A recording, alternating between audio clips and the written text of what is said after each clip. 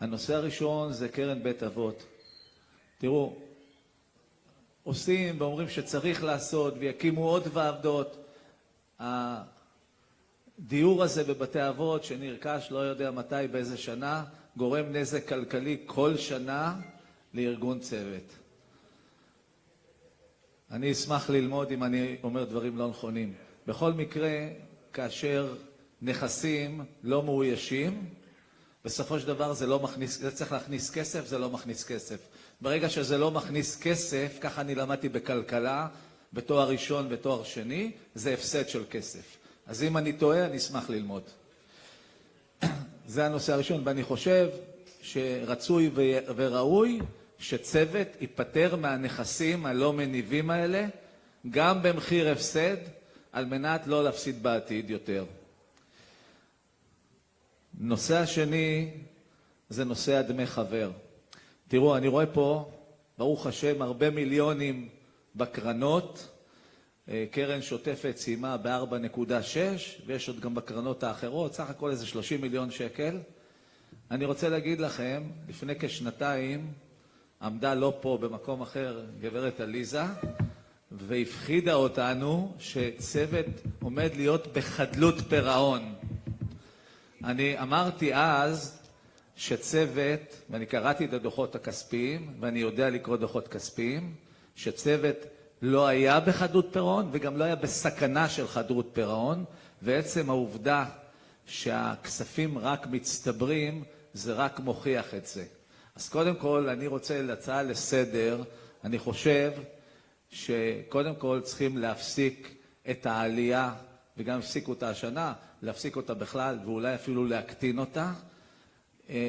עם כל הכבוד, הכספים האלה בסוף רובם נשארים בתוך הקרנות האלה, ואנחנו לא צריכים לגבות כספים מיותרים מחברים. ובאותו הקשר, אני רוצה להגיד לכם שבתקופת הקורונה, צוות המשיך לגבות.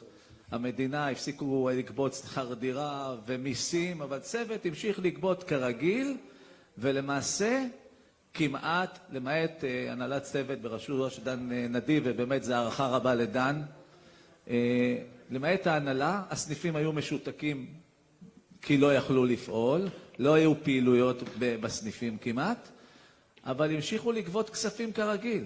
אני שואל שאלה פשוטה, אם אנחנו לא נותנים בסוף מענה, או לא נותנים שירות, או לא יוצרים פעילויות בסניפים, לא כי אנחנו לא רוצים, כי אי אפשר.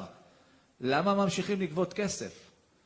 אני חושב שהיה צריך גם למראית עין, גם להראות לציבור שלנו, לציבור הגמלאים, להגיד עכשיו 3 חודשים קורונה, עוצרים את הגבייה. לא היה קורה שום דבר לצוות, אז היה פחות כמה מיליונים בקופות. זה מה שהיה קורה, לא היה קורה שום דבר.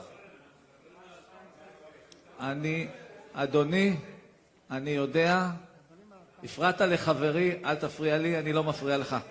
אני אתייחס למה שאני מוצא לנכון, אתה לא מנחה את הערב הזה. תודה על ההערה, הבנתי, אל תפריע לי. אתה רוצה להמשיך להפריע? אני שותק. כבוד המנחה, ברשותך, תשתיק אותו שאני אוכל להמשיך.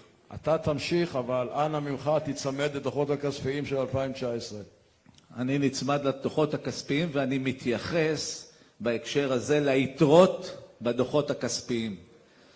ובהקשר הזה אמרתי את הערתי, גם אם היא לא מקובלת עליך, אדון בגולה. נושא הנוסף זה נושא ההלוואה הדדית.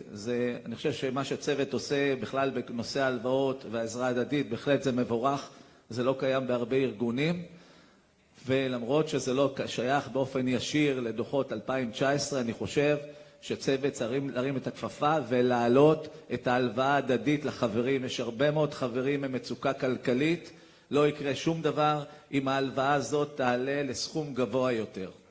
זהו, אני אעצור פה, יש לי עוד הערות, יש לי עוד חברים שרוצים להעיר, אז אני לא אקח להם את הזמן במה.